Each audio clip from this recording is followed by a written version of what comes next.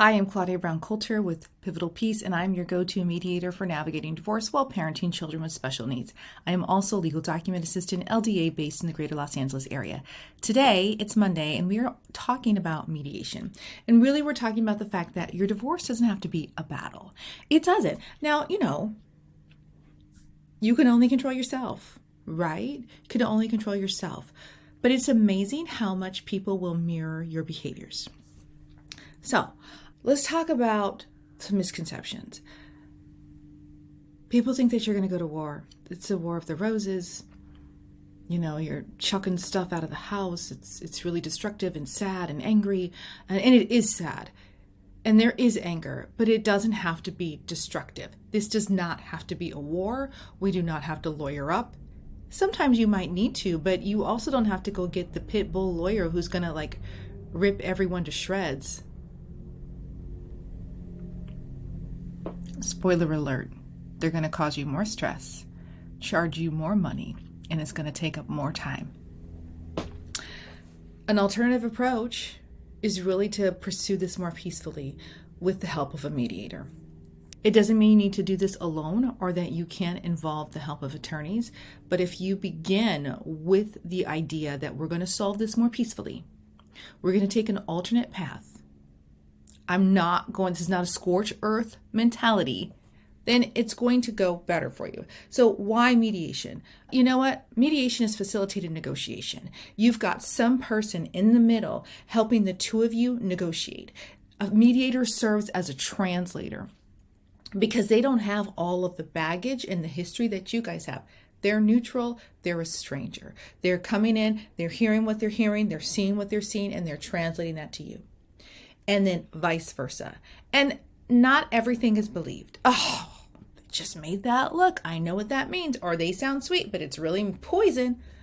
Okay, well, avoid those comments. Thank you. Let's move on. Let's get back to the proposals.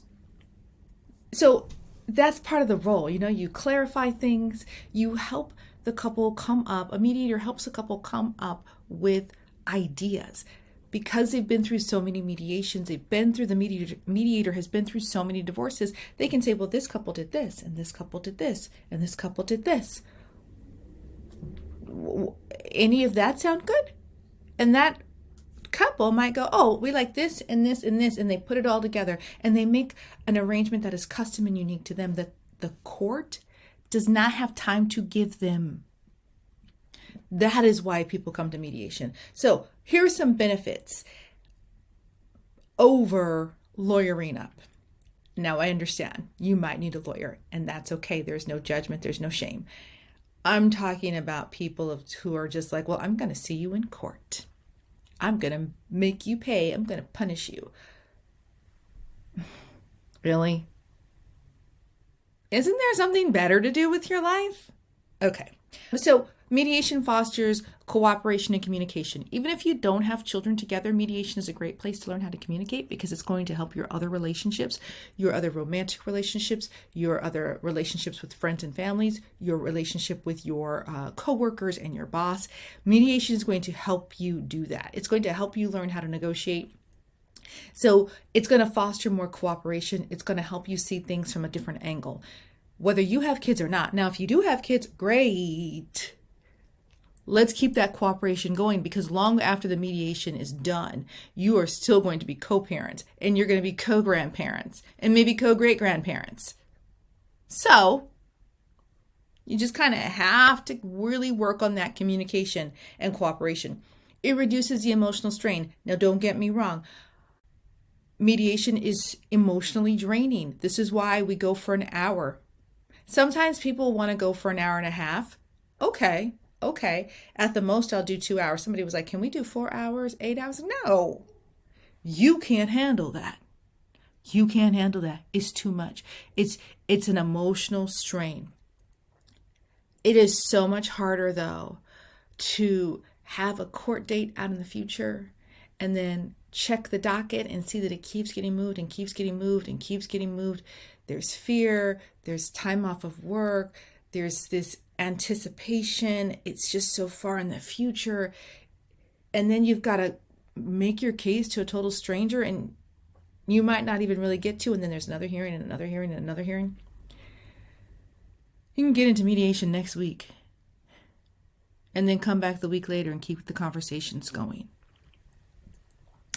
So divorce is going to be emotionally taxing, but mediation is going to be less emotionally taxing than if you're just going to court, than if you're lawyering up and doing things that way.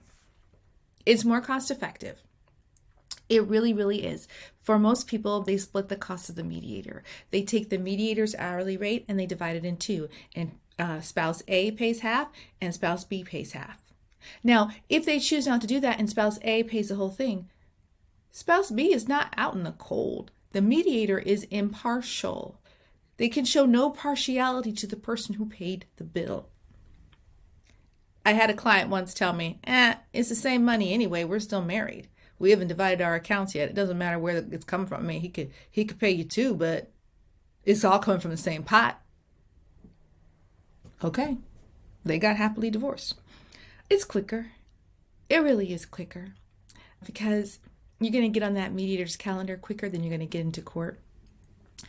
And remember, like I said just a couple minutes ago, hearing after hearing after hearing after hearing, and you might still not have things solved. So going through a mediation is definitely going to be a quicker process for you. You're going to get to resolution quicker, but that assumption is based on the fact that the two of you are committed to staying out of court. Obviously, things happen. But for most people, if they have this dogged commitment to stay out of court, then no matter how rocky the conversations go in mediation, no matter how rough it gets, they're able to hold fast to the idea of we are not going to court. We are not letting a stranger decide this. And so they leave that session and they're kind of pissed off. But they have some time in between. They think about the proposals and they come back and they settle. They come back and they make an agreement. That happens time and time and time and time and time again. So it is still quicker. It is faster process for you. Now, you can still come to mediation and solve 9 out of 10 items, and there's one extra item that you can't solve. That's okay. You can take that one item to court. You coming to mediation does not mean that you don't get to go to court. You are not giving up anything by coming to mediation. You're only gaining. You're gaining because if you can solve it now, you don't have to worry about that future court date. And the court is like, oh, bye. Yay. Thank you so much. Okay, don't come back. They don't have time. They don't have time. So they would rather you solve it in mediation. As I said earlier, mediation allows you to have customized solutions. You get to be creative. You get to make a plan for your finances, for your assets, for your most precious possession, your children, your pets. You get to make something unique and customized for your family, for your lifestyle. This is not that something that somebody in a black robe is handing down to you. This is something that the two of you are crafting together. You made them out of love. Well, not the pets, but you made your children out of love, hopefully. And so dissolve this with the love of your children in mind. It's confidential. There is nothing like being in court. You are waiting for your day in court, right? And so it's your day in court and you're finally there and there's a whole bunch of people in line in front of you. It is like a telenovela up there in court. You're hearing all the chisme and you're watching everybody like it's drama central. Why should your story be told in front of people in the peanut gallery? So mediation can lead to more long-lasting and better agreements. They're more satisfying because you guys have agreed mutually. It doesn't mean you're happy about everything, but there's been some give and take and you can live with it because you know, I had a part in this. This wasn't something that was forced upon me. This is something that I agreed to. We've agreed to this and I really love this part. I can live with that part though, because I really love this part. And this is what I really needed to get. And I wasn't going to get that in court. This is why, why it's great, because you've both agreed to it. You can have it creates a better post-divorce relationship. Now, if you don't have anything you are sharing, my advice to people is always, as soon as you can eliminate the financial ties between you, you should do it. Especially if you don't have children. You want to cut those cords. You don't need to be financially tied to people. If you do have children, other than support, child or spousal support, cut those other financial ties. But if you don't have children together, or pets that you're sharing, you probably don't need to worry about a post-divorce relationship. But if you have kids, especially that have special needs and they need extra support, you want to have a good foundation for your post-divorce life. And it starts in mediation, because they ain't going away. They may be out your house, but they ain't out your life as much as you want them to be. They still there. So the better post-divorce relationship you can have, great. And then you are empowered. You have control. You are not a victim. You are, even if you did not want this divorce, and this divorce is being thrust upon you, when you go into mediation, you are ready to negotiate and you are taking control back of your life. So mediation is a very empowering process, because once again, it's not somebody sitting up higher than you in a black robe ordering you to do things. You guys are making your own decisions. So mediation is really most beneficial when people both want to be there. Mediation is voluntary. Doesn't mean it's free, but it's voluntary. If your spouse doesn't want to go to mediation, you cannot make them go. It is voluntary. So the best people to come to mediation are people who want to come, who want to have that conversation, who want to reach an agreement out of court. People who want to just go to mediation to control you, who think that they can somehow use it to strong arm you, or maybe even go, oh, well, my friend is an attorney and they're going to mediate for us for free. Don't do it. They're not trained as a mediator. Don't do that to yourself. Those people who want to use mediation as a way to bully you and control you, no. But if you have a really good mediator, they can spot that a mile away and they can really calm that stuff down. They can shut that down. They can shut that down in the mediation session. No, that's not happening here. No. So, like I said before, if you really want to stay out of court, these are the best people who come to mediation. Now, if there's been some sort of abuse, sometimes people, the general advice is, if there's been some sort of domestic violence, mediation is not the best place for you. However, there are people who feel like, hey, this was far enough in the past. It's okay. I'm ready to mediate. I want to get this done. There are other folks who feel like, this is on Zoom. We're in 2 different locations. I can talk to them as long as they are nowhere near me.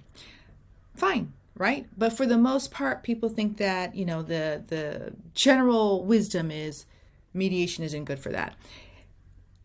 If there's a strong power imbalance, if you cannot negotiate and really stick to your guns and really feel like, okay, if you feel like you have to make concession after concession after concession and you never get what you want, you feel like you're being bullied, there's all give, and you don't ever get to take anything, mediation might not be the best place, because mediation should not be a place where there's power imbalance and then someone is using mediation to abuse you.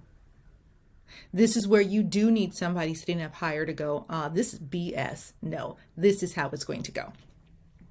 So this is also why you just have a free conversation, a free consultation, a free little info session with the mediator. Tell them your story, hear how mediation works, and then you can really decide, oh, is this good for me or not? And that, that's how you find a good mediator. You look online, you look on videos like this, you see if there's any mediation associations that you can find a good mediator through. You want to really look around and interview a couple of mediators, because you've got to be comfortable with them. You have to trust them. You have to feel safe with them, and you have to feel heard. So you prepare for mediation. I always tell folks mediation happens after your financial disclosures, because we're not just mediating kids, we're mediating money too. And kids cost a lot of money, right? You really want to have your time used wisely by completing those financial disclosures, so knowledgeable decisions can be made about child support and spousal support, and assets can be divided, debts can be assigned. You want to get those type of things done first. Then besides that, you really want to know what you can live with and what you can live without when it comes to mediation. And if you have no idea, then this is why it's a really good idea to talk to a divorce coach, because they can help you hear your situation, figure out your emotional temperature, and help you decide, okay, you should maybe ask for this or ask for that, or here's some negotiation techniques. Here's some tactics you can use. Get the help you need. Get the help you need. And then, once you've reached your agreement, before you sign and notarize your statement, take it to a consulting attorney so that they can read it and get some legal advice and make sure you're not getting hosed. All right, if you need help, if you need to speak to a mediator, if you want to find out if mediation is even the right fit for you, go ahead and schedule a call. I'd love to talk to you. Have a great day.